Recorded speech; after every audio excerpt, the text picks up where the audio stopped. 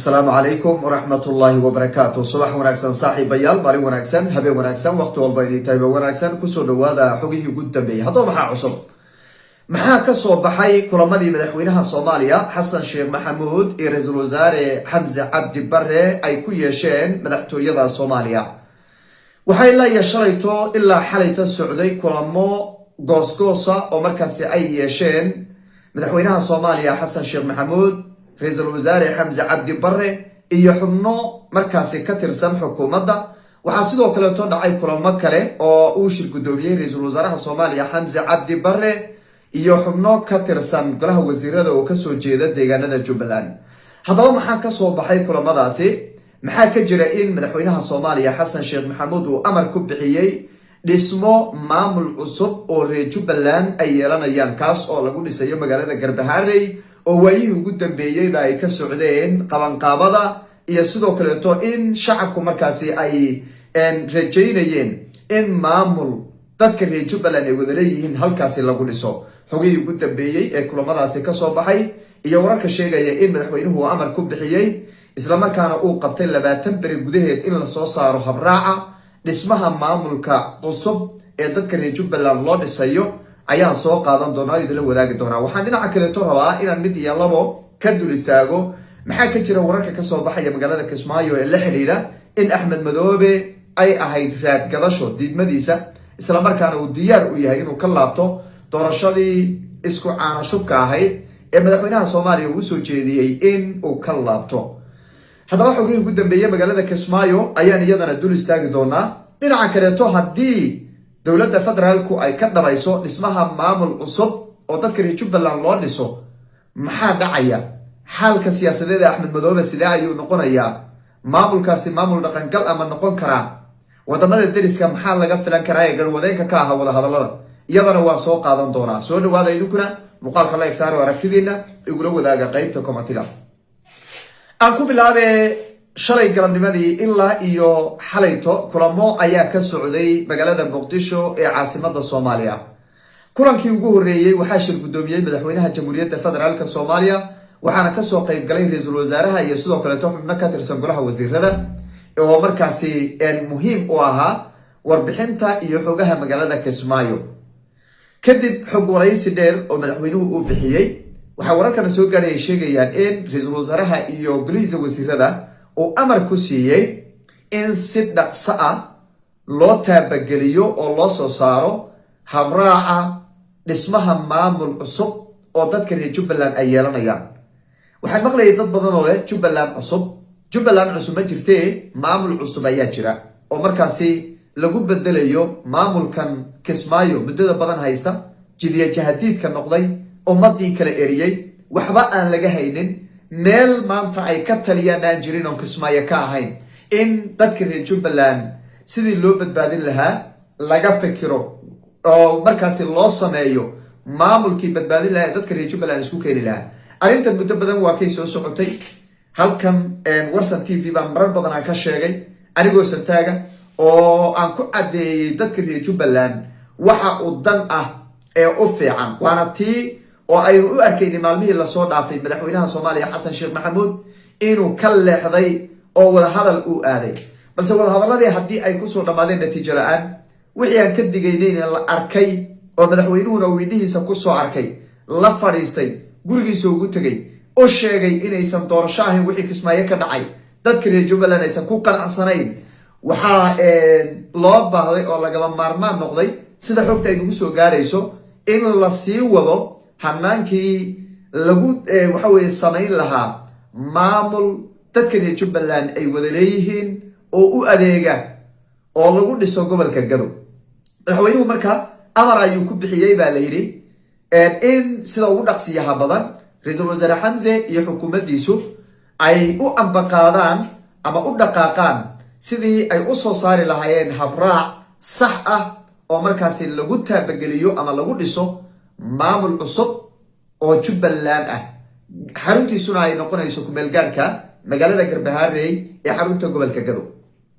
inta markuu soo dhamaado madaxweynuhu uu amarkaasi bixiyay ra'iisul wasaaraha ayaa iskugu yeeray xubno markaasi ka soo jeeda Jubbaland oo wasiir Fartaag ayaa kamid ahaa baa la yiri waxaa sidoo kaleeto ka mid ahaa baa la yidhi wasiirka arrimaha gudaha wasiir xoosh ayaa ka mid ahaa. marka xubno dhowr ah oo iskugu jira wasiiro iyo mas-uuliyiin kale ayuu shir la yeeshay, waxa ayna ka arrinsadeen sidii loo gudageli lahaa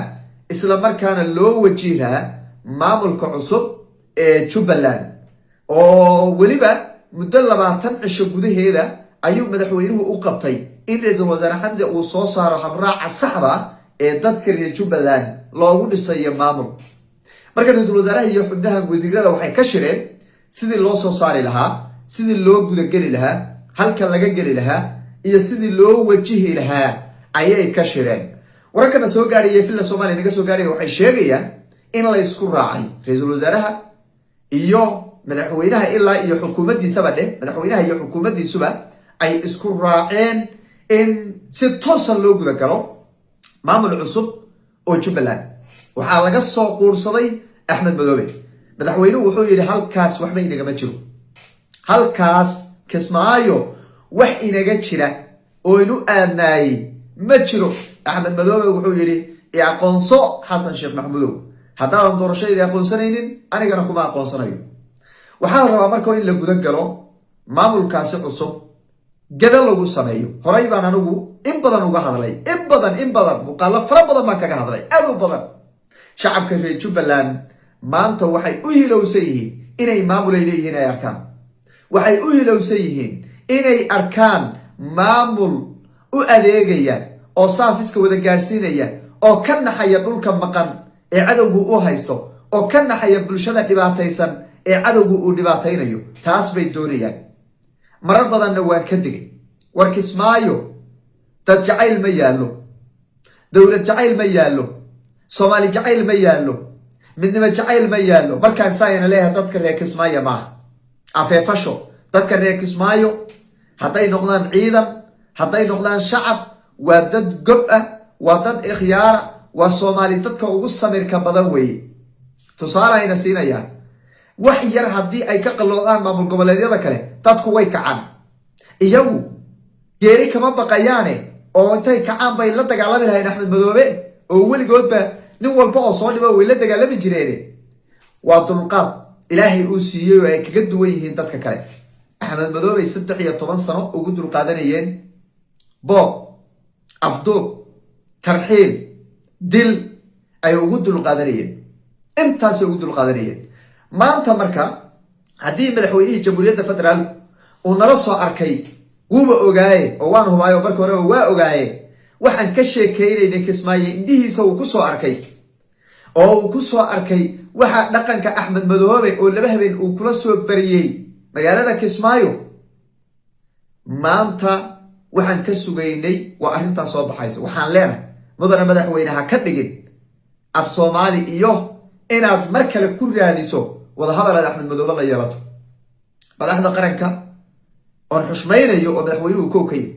ra'iisul wasaaruhu ku xigo, wasiiradu ay ku sixigaan. war ilmaadeeryaalow ninkaa ha ku noqonina. war ilmaadeeryaalow ninkaa hanugu khasbina. war ilmaadeeryaalow xataa hadduu yidhaahdo doorashadii baan ka laabanaya ma rabne ha ka yeelina. annagu waxaan rabnaa maamul cusub oo dadka reer Jubbaland loo dhiso. annagu waxaan rabnaa qofkii Jubbaland u adeegi lahaa si xor ah inaan ugu soo doorano magaalada Garbaharey si xor ah. ciduu doonaa ka soo baxo, ma aha necessary qabiil iyo qoys iyo waxa lagu wareegeysanayo. war dadka dowladnima deeqda,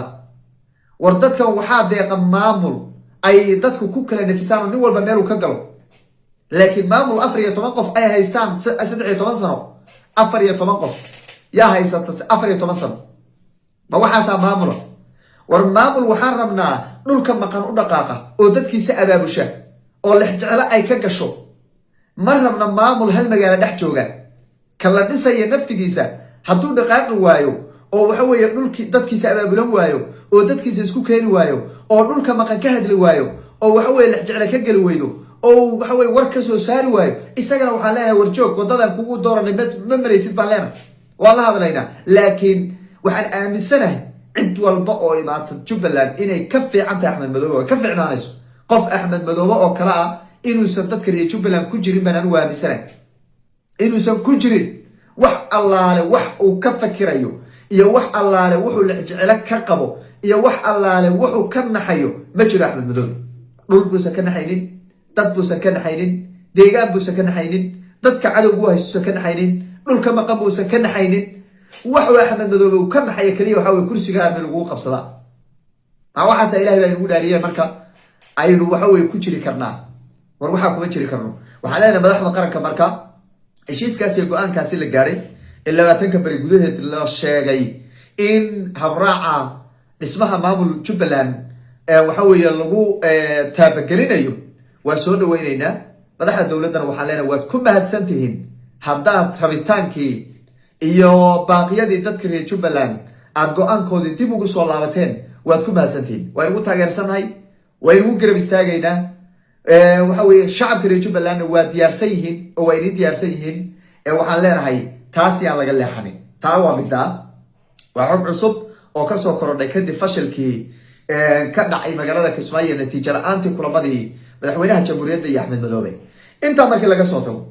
wararka naga soo gaaray magaalada Kismaayo waxay sheegeen Axmed Madoobe inuu leeyahay ka fikirayo oo uu leeyahay